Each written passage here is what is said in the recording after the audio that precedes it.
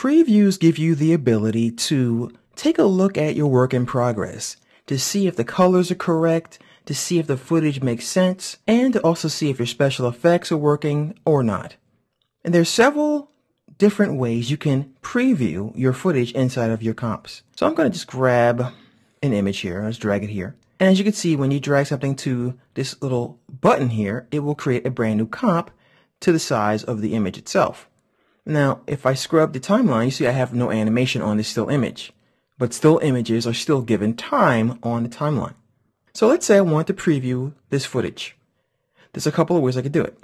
I could go to Composition, Preview, and I could choose to do a RAM preview, which I'll talk about in a second, or I can choose to have my audio off or on if I had audio in this footage.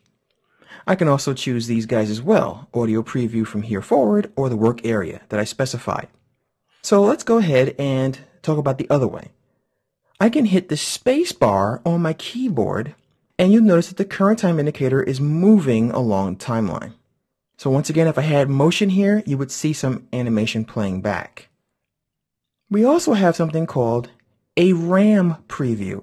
And a RAM preview is simply when your computer uses the RAM in your system to play back the video and the audio at real time, or as close to real time as humanly possible based on the speed of your computer. So when you hit the space bar, After Effects is going to render the footage, but the RAM preview, which you can access by going to Composition, Preview, RAM Preview, or hitting, as you can see here, the 0 or on your numeric keyboard, will give you a real-time preview as long as your RAM holds up. So the more RAM you have, the longer the RAM preview. And in this version of After Effects CS5, you'll get a longer RAM preview than you ever did before. So if you don't see the ability to work with your timeline and your tools, just go to the window menu and then you'll be able to find your playback controls if you need them. Okay, so that is how we can see our work. But there's still another way of doing this.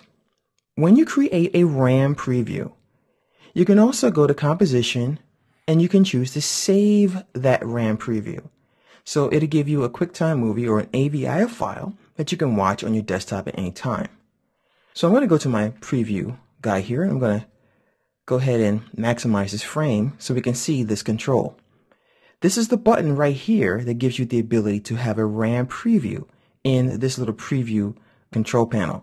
So if you want to hit this button, this is the same as hitting your spacebar, but this is the one that starts the RAM preview off. You also have the ability to go to the RAM preview options here. You can go to the first frame of your footage. You can also go to any previous frames, play the entire thing, go to the next frame, and jump to the last frame of your animation. You also have a toggle here that will mute the audio when you click it, and it turns the audio off. Click it again and it comes back on.